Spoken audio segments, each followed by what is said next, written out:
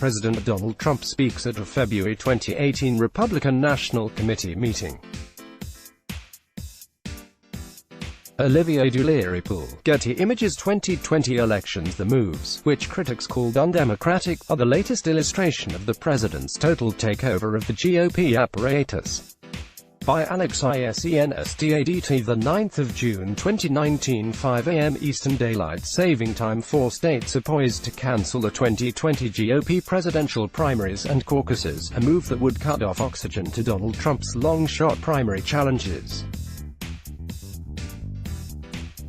Republican parties in South Carolina, Nevada, Arizona and Kansas are expected to finalize the cancellations in meetings this weekend, according to 3 GOP officials who are familiar with the plans.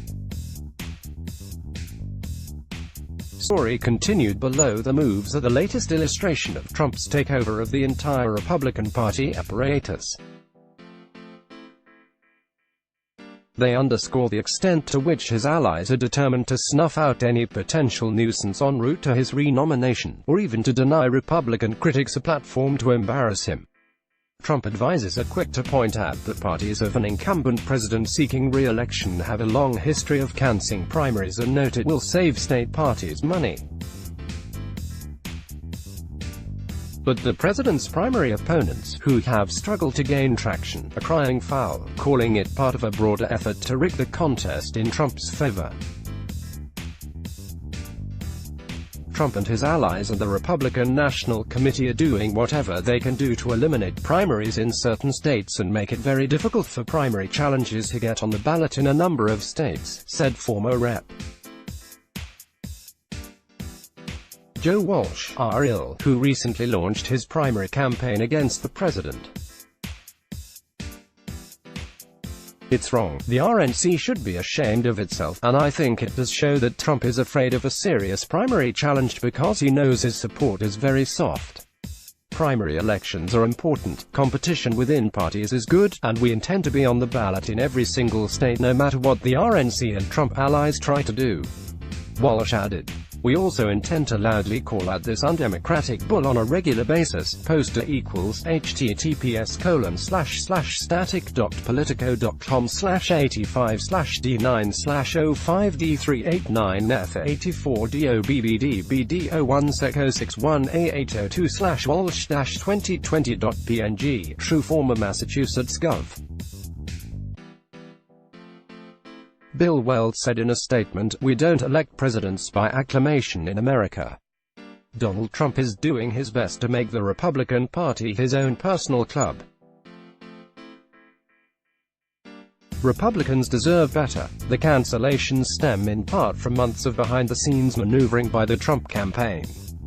Aides have worked to ensure total control of the party machinery, installing staunch loyalists at state parties while eliminating potential detractors. The aim, Trump officials have long said, is to smooth the path to the president's renomination and ensure he doesn't face the kind of internal opposition that hampered former President George H.W.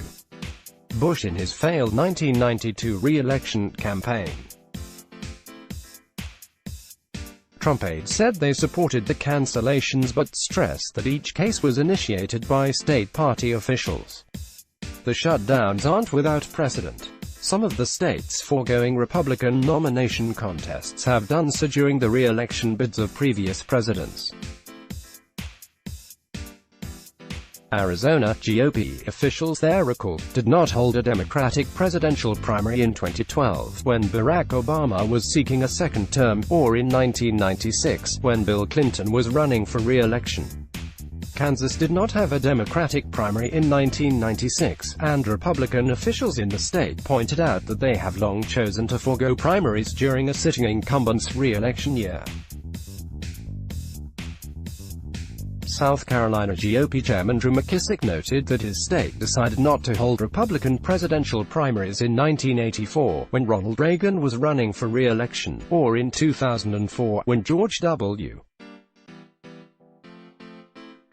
Bush was seeking a second term. South Carolina, he added, also skipped its 1996 and 2012 Democratic contests. As a general rule, when either party has an incumbent president in the White House, there's no rationale to hold a primary, McKissick said. Perhaps the closest comparison to the present day is 1992, when George H.W. Bush was facing a primary challenge from conservative commentator Pat Buchanan. Several states that year effectively ditched their Republican contests, including Iowa, which has long cast the first votes of the presidential nomination battles. Buchanan said in an interview that the cancellations overall played little role in his eventual defeat, adding that Bush won re-nomination, fair and square. But Buchanan said he was rankled by what he described as a concerted and ultimately successful GOP-led effort to prevent him from appearing on the South Dakota ballot. Buchanan said he felt confident that he could perform strongly in the conservative state, whose contest came just days after a New Hampshire primary that he performed surprisingly well in.